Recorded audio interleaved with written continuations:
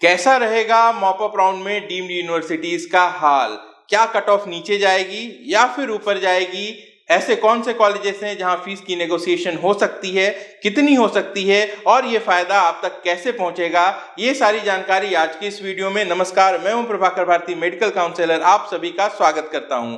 2021 session की जो counselling चल रही है, राउंड 2 के अलॉटमेंट्स आ चुके हैं और अब तक के इतिहास में ऐसा पहली बार हुआ है जब डीम्ड यूनिवर्सिटीज में कई सारी सीट्स ऐसी हैं जो कि अलॉट ही नहीं हुई हैं। जी हाँ, सीट्स ही नहीं अलॉट हुई हैं। आमतौर पे एनआरआई सीट्स ही वैकेंट रहती थी, लेकिन इस बार ऐसा हुआ है कई सारे कॉलेजेस में जहां पे फीस हायर साइड में होती है, वहां पे जो सीट्स हैं वो अलॉट नहीं हुई हैं। तो इस बात की संभावना बढ़ती जा रही है, जो कि मैं शुरुआत से आपको कहता आया हूं कि डीम्ड में जो भी हाई फीस वाले कॉलेजेस हैं, इनमें नेगोशिएशन की संभावना बनेगी। क्यों बनेगी? क्योंकि जो काउंसलिंग है यह बहुत ज़्यादा डिले हो चुकी है। जो नंबर ऑफ कॉलेजेस हैं इनकी संख्या भी बढ़ गई है और जो त्रासदी चल रही थी कोरोना की, इसकी वजह से कहीं न कहीं हमारी पेइंग कैपेसिटी भी घटी है। तो इसी का असर है। लेकिन यह समझना ज़रूरी है कि कौन से कॉलेजेस में नेगोशिएशंस हो सकते हैं और किस हद तक हो सकते हैं, क्योंकि कई सारे फोन कॉल्स और एसएमएस आप तक पहुंच रहे हैं। डेटा लीक हो चुका है और उसमें दावा किया जा रहा है कि बहुत ही कम फीस में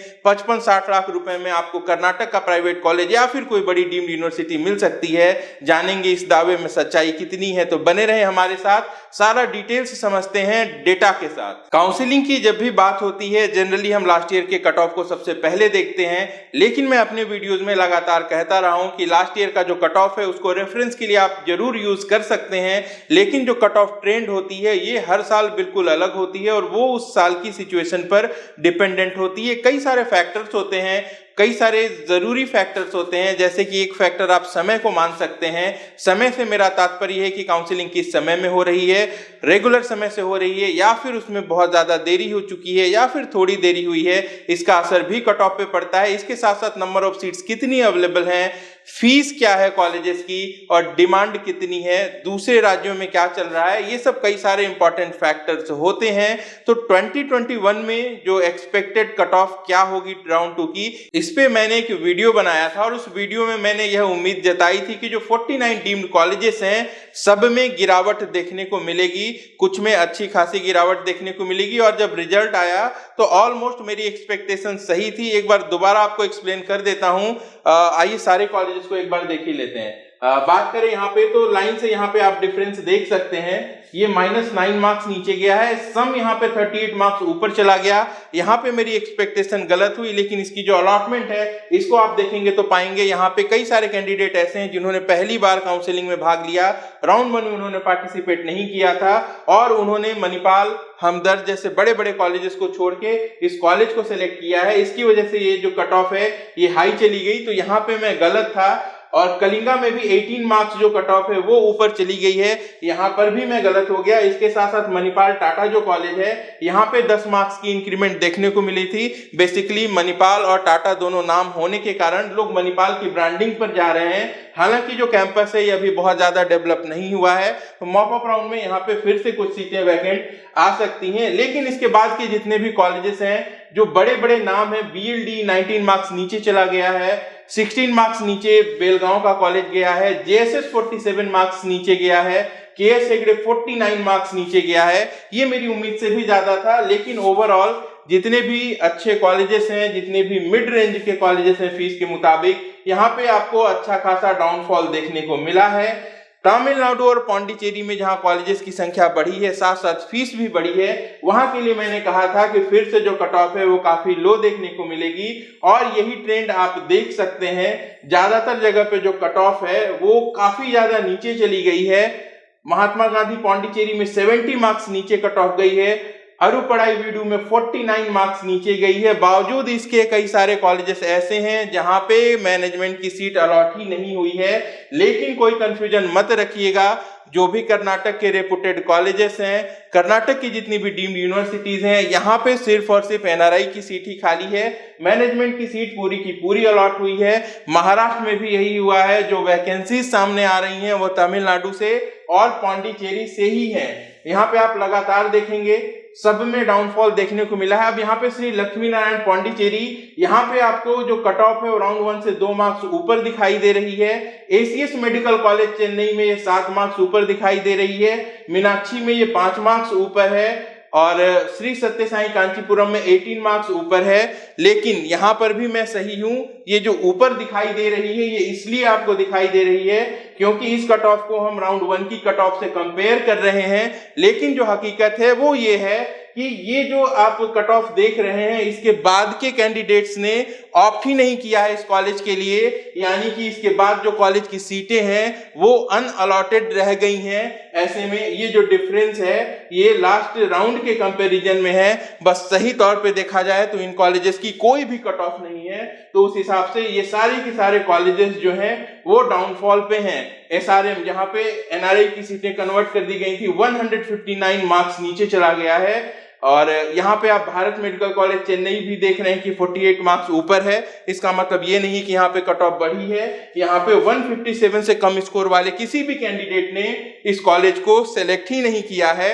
यही कारण है कि कट ऑफ यहाँ पे आपको ज्यादा दिख रही है। बट वाकई में कई सारे कॉलेजेस ऐसे हैं जहां पे जो सीट्स हैं वो अलॉट ही नहीं हुई हैं। ऐसे में मॉपअप में ये सारी सीटें ऑलरेडी जाएंगी। इसके साथ साथ जो एनआरआई की सीट्स हैं जिन पे अब तक अलॉटमेंट नहीं हुई है वो भी मॉपअप में जाएंगी। आइए पहले देख लेते हैं कि ये टोटल सीट्स कितनी है जो कि मॉपअप में जाने के लिए अभी कंफर्म क्लियर है। एक और नियम में महत्वपूर्ण बदलाव हुआ है, वो ये है कि पहले ये होता था कि मॉपअप राउंड तक काउंसलिंग होती थी। मॉपअप राउंड के बाद जो सीट वैकेंट बच जाती हैं, तो खासकर कई सारे बड़े कॉलेजेस ऐसे हैं जिनमें डिमांड बहुत ज़्यादा होती है, लेकिन जो एनआरआई की सीट्स होती हैं वो वैकेंट रह जाती हैं। तो ये सीट्स उस कॉलेज को ट्रांसफर हो जाती थी जिसपे कॉलेज में ऑफलाइन काउंसलिंग होती थी। ऑफलाइन काउंसलिंग में कैंडिडेट्स को फायदा हो जाता था क्योंकि 1-2 डेट के अंदर ही सारी काउंसलिंग होती थी, तो बहुत कम ऑप्शंस होते थे कैंडिडेट के पास क्योंकि डिमांड आप बनाकर लेकर जाना होता है। तो ऐसे में जो कट ऑफ है वहां पे 100 से 150 मार्क्स का अंतर भी देखने को मिलता था। लेकिन 2021 सेशन में जो नया नियम है वह यह कहता है कि जितनी भी एनआरआई सीट्स हैं वो मॉपअप राउंड में ही पहले ये देखा जाएगा कि एनआरआई के दावेदार हैं या फिर नहीं है। अगर एनआरआई की दावेदारी नहीं है उन सीट्स पे तो वो सीट्स कन्वर्ट हो जाएंगी और उनकी जो फीस है वो मैनेजमेंट की फीस बन जाएगी। ऐसे कैंडिडेट जिन्होंने उसी कॉलेज के मैनेजमेंट के लिए चॉइस फिलिंग की है उनको ही वो सीट्स अलॉट कर दी जाएंगी। ऐसे में स्टे मॉपअप राउंड में अब संभावनाएं सीमित हो गई हैं, क्योंकि अगर सारी की सारी सीट्स मॉपअप राउंड में अलॉट हो जाती हैं तो फिर स्टे राउंड कंडक्ट ही नहीं होगा, या फिर होगा भी तो बहुत कम सीट्स के लिए होगा। तो वैसे में वहां पे जो कट ऑफ है उसमें बहुत ज्यादा बेनिफिट देखने को नहीं मिलेगा। लेकिन जो एनआरआई की सीट्स हैं ये जब कन्वर्ट होकर मॉपअप राउंड में डिस्ट्रीब्यूट होंगी तो मॉपअप राउंड की कट ऑफ पे इसका असर जरूर देखने को मिलेगा। तो सबसे पहले आपको बताता हूं कि टोटल वैकेंट सीटें, क्लियर वैकेंट सीट्स कितनी है। तो ये संख्या है 1462। ये जो संख्या है इसमें मैंने अनअलॉटेड सीट्स को जोड़ा है और जो एनआरआई की सीट्स हैं जो कि अब तक अलॉट नहीं हुई हैं उनको भी जोड़ा है। अगर बात करें इसमें एनआरआई की सीट्स कितनी है तो अप्रॉक्स 700 सीट्स इसमें एनआरआई की हैं।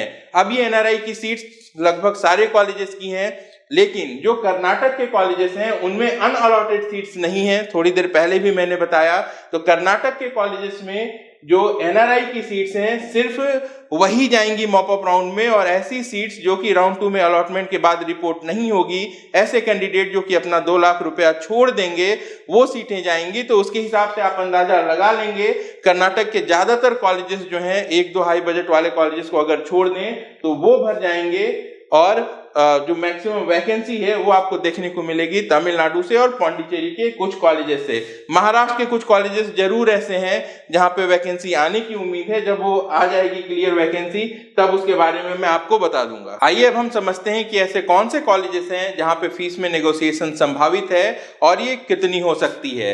एक बात अच्छे से समझ लेंगे कि ऐसे जितने भी कॉलेजेस जिनकी फीस बहुत कम है, क्वालिटी चाहे जैसे भी हो, वहां पे जो सीट्स हैं वो ऑलरेडी भर जाती हैं, तो यहाँ पे तो कोई सवाल ही नहीं पैदा होता कि कभी भी नेगोशिएशंस होंगे। दूसरी बात, अगर कॉलेजेस बहुत बढ़िया है क्वालिटी में और उनकी फीस 25 लाख भी हो, तो भी वहां पे फीस नेगोशिएशन तो दूर की बात है, जो कट ऑफ है वो भी 250-300 के ऊपर ही रहती है। मैं एग्जांपल देकर भी बता दूंगा। तो सामान्य भाषा में आप ये समझ लें कि ऐसे कॉलेजेस जहां पे सीट्स वैकेंट रह गई हैं, नेगोशिएशंस सिर्फ वहीं पर होंगी। नेगोशिएशंस कितनी हो सकती हैं यह डिपेंड करेगा टाइमिंग के ऊपर और डिमांड के ऊपर। अभी राउंड 2 हुआ है, मॉप अप राउंड बाकी है और स्टे मॉप अप राउंड बाकी है। ऐसे में बहुत ज्यादा नेगोशिएशंस अभी पॉसिबल नहीं है, लेकिन जैसे जैसे एडमिशन की लास्ट डेट नजदीक आ जाती है, जब कॉलेज को ये लगता है कि अब ये सारी सीट्स वैकेंट रह जाएंगी, तब वहां पे नेगोशिएशंस बढ़ती हैं। तो आपको अगर बहुत कम फीस की एक्सपेक्टेशन है तो आपको रिस्क लेना होगा और लास्ट डेट के करीब तक जाना होगा। नेगोशिएशंस कितने हो सकते हैं, तो साउथ के कॉलेजेस में जहां 19-20 लाख से लेके 25 लाख पर ईयर तक के कॉलेजेस हैं, अभी की अगर बात करें तो वर्तमान परिस्थिति में जो जानकारी हमें मिली है 16x5 में भी कुछ कॉलेजेस अवेलेबल हैं। बहुत जल्दी ये 15x5 भी होंगे और अगर ऐसे ही डिमांड कम रही तो ये 14x5 भी जा सकते हैं। तो ये जो डीम्ड कॉलेजेस का एग्जैक्ट बजट है ये जानना चाहते हैं तो आप हमसे भी संपर्क कर सकते हैं, लेकिन आपसे रिक्वेस्ट ये है कि अगर आप इस बजट के लिए अग्री होंगे तो ही कांटेक्ट करेंगे, क्योंकि मेरे मुताबिक 14x5 से नीचे बजट जाने की संभावना बहुत कम है। इन केस अगर चली जाती है तो मैं वीडियो के माध्यम से आपको अपडेट कर दूंगा। मैसेजेस में जो दावे आते हैं इसके बारे में आपको जांच लेना जरूरी है। जो फैक्ट मैं आपको बता रहा हूं ये हमेशा याद रखिएगा कि जो एडमिशन होता है वो हमेशा कॉलेज के बजट पर होगा। कॉलेज की फीस अगर 20 लाख है तो उसको कॉलेज कम करके ले ले, ये पूरी तरीके से लीगल होता है, लेकिन जो भी फीस कॉलेज तय करेगा उसी फीस पर एडमिशन होगा। आप फीस नहीं तय कर सकते, मैं फीस नहीं तय कर सकता, कॉलेज जिस तरीके की डिमांड होगी उसके हिसाब से ही फीस तय कर सकता है। तो ऐसी कोई भी इंफॉर्मेशन मुझे नहीं है कि 55 से 60 लाख में ऑल ओवर इंडिया में किसी भी प्राइवेट कॉलेज में अभी इस तरीके से लो मार्क्स पे एडमिशंस हो रहे हैं। तो जो बजट है वो आपको ध्यान देना है कि किस कॉलेज में कम हो सकता है और कितना कम हो सकता है। मैंने एग्जाम्पल के लिए कहा था तो एग्जाम्पल देख के आपको समझा देता हूं। IMS सम यहाँ पे आप कट ऑफ देख रहे हैं, रॉकेट हो चुकी है, तो यहाँ पे सीट मिल जाए यही बड़ी बात है। नेगोशिएशन की तो संभावना ही नहीं बनती। यही हाल कलिंगा का भी होगा। हमदर्द में कभी भी नेगोशिएशंस नहीं हो सकते। SBKS में भी सीट्स नहीं बचती, मुलाना में भी नहीं बचती, मणिपाल टाटा भी नहीं। इधर जितने भी कॉलेजेस आप इस पेज पर देख रहे हैं ये सारे रेपुटेड कॉलेजेस हैं। राजा राजेश्वरी यहाँ पे कॉलेज ऐसा है जहाँ पे फिलहाल NRI की सीट्स खाली हैं। अगर मॉपअप में नहीं भरेंगी तो वो दूसरी बात होगी, लेकिन राजा राजेश्वरी भी कर्नाटक के अच्छे कॉलेजेस में से आता है, इसीलिए बहुत ज्यादा संभावनाएं यहाँ पर नहीं होंगी। SDU कोलार ये सारे ऐसे कॉलेजेस हैं जो कि रेपुटेड हैं। इनकी जो भी वैकेंट सीट होगी वो NRI जैसे ही कन्वर्ट होगा ये सब की सब मॉपअप में अलॉट हो जाएंगी। और अगर कट ऑफ की बात करें तो अभी जब तक सीट मैट्रिक्स नहीं आती है मैं कट ऑफ के बारे में आपको बहुत ज्यादा नहीं बताऊंगा, लेकिन जो मिड फीस वाले कॉलेजेस हैं जिनकी फीस 15 लाख से लेके 18 लाख के बीच में है, यहाँ पे जो कट ऑफ है ये आपको थोड़ी हायर साइड में जरूर देखने को मिलेगी। और जो हाई फीस वाले कॉलेजेस हैं वहीं पे आपको कट ऑफ में डाउनफॉल देखने को मिलेगा। अमृता, भारतीय विद्यापीठ ये सारे जो कॉलेजेस हैं ये सब अलॉट हो जाएंगे और यहाँ पे नेगोशिएशन के कोई भी चांसेस नहीं है। एक दो कॉलेजेस ऐसे हैं महाराष्ट्र में जहां पे शायद सीट बच सकती है। दत्ता मेघे की फीस ज्यादा है, 21,75,000 है और यहाँ पे जो बजट है ईयरली इंक्रीमेंट के बाद और भी ज्यादा हो जाता है। तो अगर ऐसे में यहाँ पे सीट्स बचती हैं तब कुछ संभावना बनेगी। लेकिन जो सबसे ज्यादा मैंने आपको पहले भी बताया कि तमिलनाडु और पांडिचेरी के कॉलेजेस हैं, ये जो ग्रीन में आप इंडिकेशन देख रहे हैं यहाँ पे कोई भी लोअर कट ऑफ नहीं है। पूरी स्टूडेंट की लिस्ट एक्सॉस्ट हो गई है, लोगों ने यहाँ पे एडमिशन ही नहीं लिया है। तो जो नेगोशिएशंस हैं वो आपको इन्हीं कॉलेजेस में देखने को मिल सकते हैं। तो इस तरीके का कंफ्यूजन नहीं रखेंगे कि डिमांड कम होगी तो किसी बहुत रेपुटेड कॉलेज में या फिर किसी कम फीस वाले में नेगोशिएशंस होते हैं, ऐसा बिल्कुल भी नहीं होता। जिस भी कॉलेज का बजट 60 लाख 70 लाख है वो कभी भी खाली नहीं रहता, चाहे उसकी क्वालिटी जो भी हो। आप कई सारे स्टूडेंट मुझसे डिमांड कर रहे थे नेगोशिएशन के ऊपर वीडियो बनाने को, तो आपकी मांग मैंने पूरी कर दी है। बाकी आप अपनी प्लानिंग इस हिसाब से कर लें, कॉलेजेस पहले से आप सिलेक्ट कर लें। कई सारे राज्य भी ऐसे हैं जहां पे प्राइवेट में सीट्स वैकेंट रहती हैं क्योंकि वहां पे प्राइवेट कॉलेजेस की फीस ज्यादा है, बैंक गारंटी भी है। फॉर एग्जांपल राजस्थान और वेस्ट बंगाल, तो यहाँ पे भी जो फीस की नेगोशिएशंस हैं वो संभावित हैं। लेकिन कई सारे राज्य ऐसे हैं जहाँ पे जो एडमिशंस हैं वो प्योरली मेरिट पे होते हैं, जहाँ पे जो फीस है वो पहले से ही नियंत्रित है, लोअर साइड में है, तो यहाँ पे अलग से कुछ भी नहीं होता। फॉर एग्जाम्पल मध्य प्रदेश, उत्तर प्रदेश, उत्तराखंड, बिहार, यहाँ पे जो कुछ भी होना है वो प्योरली मेरिट पर होना है। यानी कि उत्तर प्रदेश में राउंड 1 में जिनको मेरिट पे सीट मिल चुकी है उनको मिल गई, राउंड 2 में जो कट ऑफ है वो हायर साइड में होगी और मॉपअप में भी बहुत लिमिटेड सीट्स बचती हैं। तो ऐसे में भी लो स्कोर पे वहां पे एडमिशन होने की संभावना नहीं है। लेकिन लो स्कोर रखते हैं तो डीम्ड में आपके लिए अच्छी अपॉर्चुनिटीज है।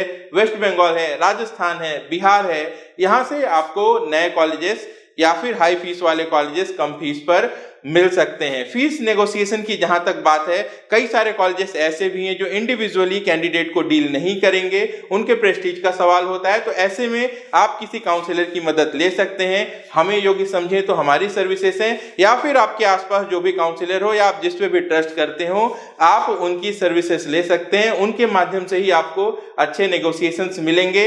लेकिन एक बात का हमेशा ध्यान रखेंगे कि जो एडमिशन का प्रोसीजर है वो हमेशा जेन्युइन होना चाहिए। जो एडमिशंस होते हैं वो थ्रू काउंसलिंग होते हैं। जो एडमिशन की प्रक्रिया है वो हमेशा कॉलेज में होती है, किसी होटल में या फिर और कहीं नहीं होती। जो पेमेंट है वो आपको कॉलेज के अकाउंट पे देना है या फिर डीडी के माध्यम से देना है। कैश की कोई भी जरूरत नहीं होती, नहीं डोनेशन देने की जरूरत है। यहाँ पे जो बात हो रही है वो फीस नेगोशिएशन की हो रही है, यानी कि कॉलेज की जो हाई फीस है उसको कम करके कॉलेज आपको देगा। यह पूरी तरीके से लीगल है। तो बड़ी अच्छी अपॉर्चुनिटी है। 2021 में सेशन डिले हो चुका है, सीट्स वैकेंट हैं। ऐसे में वो कैंडिडेट जिनके पास कम मेरिट थी और जिनके पास बहुत ज्यादा हाई पेइंग कैपेसिटी नहीं थी, उनके पास ये अच्छी अपॉर्चुनिटी है। हमें कांटेक्ट करना चाहे तो वीडियो के डिस्क्रिप्शन में हमारे डिटेल्स हैं। अपना और अपनों का अच्छे से ख्याल रखिए। मैं जल्द मिलता हूं। नमस्कार, जय हिंद।